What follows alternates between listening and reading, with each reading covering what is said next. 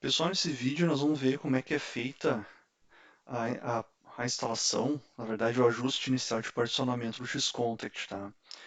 Esse procedimento é necessário, o ideal é fazer o ajuste manual e não utilizar o wizard de instalação, porque o wizard de instalação do CentOS geralmente ele cria uma partição /home com tamanho excessivo. E isso aí impede de que seja criado um diretório de gravações do tamanho adequado. E daí é necessário sempre depois fazer a correção. Então, com o procedimento manual, você sempre faz o ajuste fino antes no momento de instalação. Não tem que fazer uma correção depois, tá? Então, aqui eu estou usando uma máquina virtual, mas o mesmo se aplica a qualquer sistema que vai ser instalado, tá? E neste procedimento aqui, eu estou utilizando um único drive na máquina virtual, tá? Existem casos, especialmente em servidores bare metal, servidor físico, em que podem ser utilizados dois dispositivos. Um SSD para instalação do sistema operacional e partições principais, e um segundo disco mecânico para gravações. A diferença nesse caso é que não precisa criar o /gravações, porque o /gravações, a partição será criada posteriormente no segundo disco. Então, no caso que está sendo feita a instalação primeiro no SSD, não precisa criar o /gravações que está sendo criado aqui. Tá?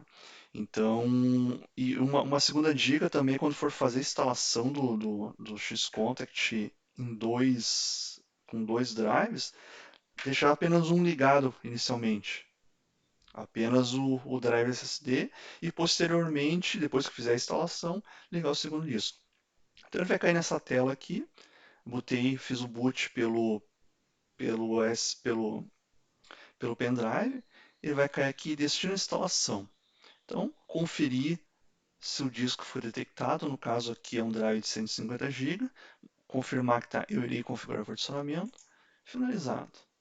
Ele vai perguntar que tipo de partição vai ser, NVMe, começa a escolher. Primeira, swap, 4 GB, adicionar. A segunda, já dá para selecionar aqui um /boot. Boot pode ser 400 megabytes. É importante notar que em alguns sistemas, especialmente instalação em servidor físico, pode aparecer aqui /boot /EFI. Nesse caso, é uma máquina que suporta esse tipo de sistema de boot. Então, além de criar o /boot, cria o /boot FI. No meu caso, não apareceu aqui /boot FI, é só /boot mesmo, 400 megabytes. Próximo,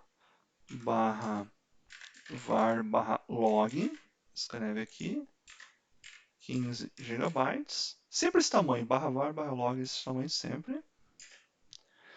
Pode notar que inicialmente o drive é 150, nós vamos criando as partições e ele vai decrementando, tá? Então qual é a estratégia geral? Se cria 4 GB, geralmente é 4 GB de memória RAM, 4 GB de swap, boot em torno de 400 MB, o varlog 15 GB. Agora se cria o barra com 30 GB, é o suficiente para o sistema operacional, tá? 30 GB. E todo o restante do espaço se vincula a uma partição /gravações. Então, mais, daí tem que digitar aqui /gravações. Qual o volume, gigabytes, 100 GB, um exemplo, tá? E adicionar.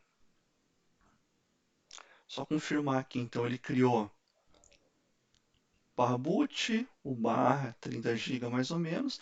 Viu que eu botei 30, ele ficou com 27. Então, em vez de botar 30, botar um pouquinho mais, 33, por exemplo, 32 GB, para ficar o mais próximo possível de 30. Swap é a mesma coisa, /boot, gravações, /varlog. E assim finalizado. Ele vai dizer o que ele vai fazer no disco, aceitar, e se pode iniciar a instalação. Isso aqui é só o particionamento. Aqui põe